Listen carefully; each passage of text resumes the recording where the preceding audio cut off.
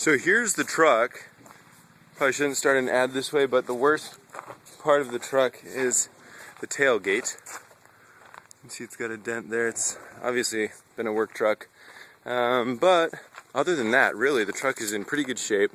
I'm going to go ahead and do a cold start for you so you can hear how it starts cold and pretty much warm and hot, and this is how it always starts. I'll pop the hood. Well, let's start first. So the truck from Idaho has got basically no rust. I mean, it's in good shape. I don't know how well you can see the frame in this video, but that texture is all dirt. That's not rust on the frame. Right here you can see somebody tried to touch it up with black, but there's a little bit of surface rust on the frame, but nothing worth speaking of. All the corners are solid, no rust. In the front and back, they just don't use salt out there, and it keeps the frames and bodies in really good condition. So that's probably its strongest point, is the body, and it's a work truck, so it's got a really clean. Well, I mean, it's not clean interior. Interior is actually not too bad, but it's got the rubber floor, so you can clean it out really easily. So here's a cold start.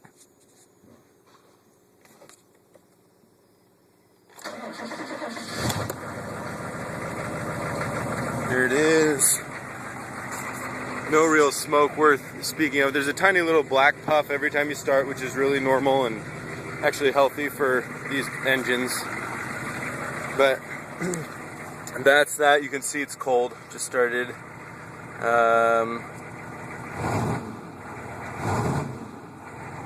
Anyway, drove it back from Idaho, 1,800 miles, Sunday and Monday, past couple days. So that was a good proving ground if you have any questions about reliability. Oh, before I go into the hood, you can see transmission is, I don't know how well you can tell this from the video, but here I'm going to put it in reverse. There we are in gear.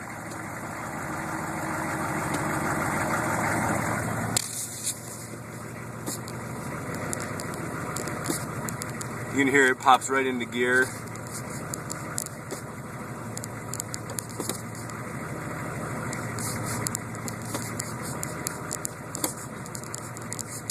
It's really tight.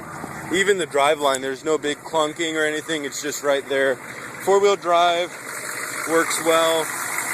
There's the engine.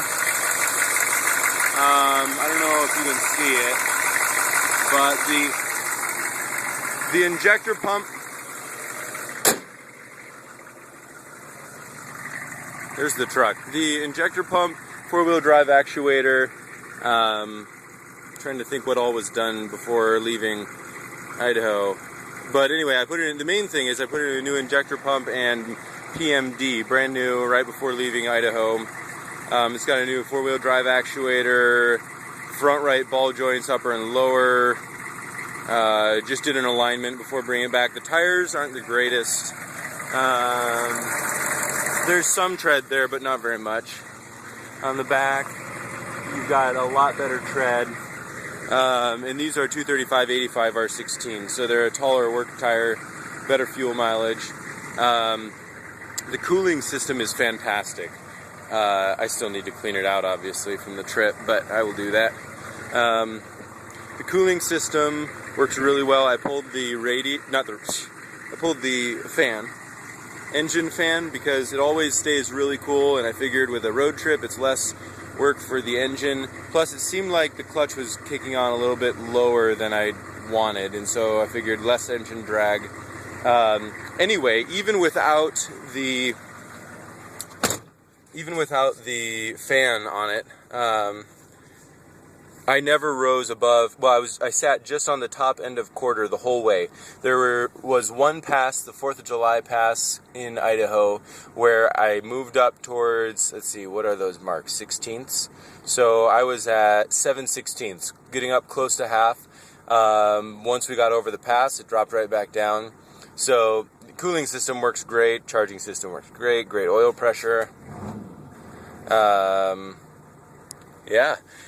Things that don't work. We have AC.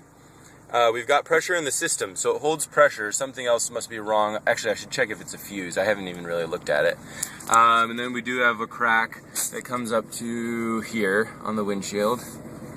Other than that, it runs and drives beautifully, shifts great.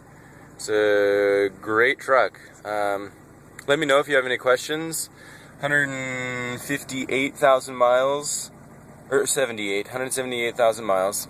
Had 176 not too long ago, but obviously I put a couple thousand on it.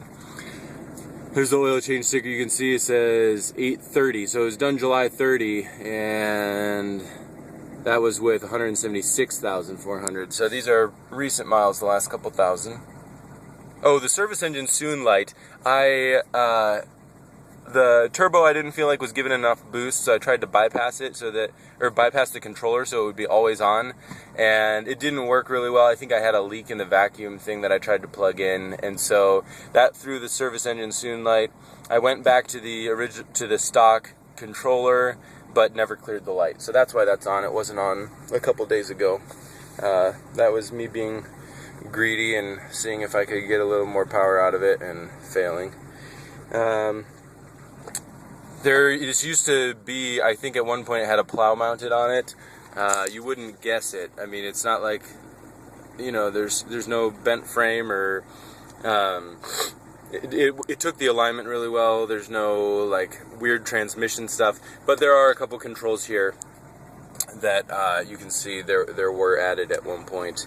It's a 98, so it's got the oil squirters on the pistons, and it's got the dual thermostat cooling system, and so it's a good year. Believe it or not, it's got the manual 4-wheel drive, which is kind of coveted and much more reliable than the electronic servo controlled one. So that's kind of cool. Anyway, that's the truck. Let me know if you have questions. Talk to you later.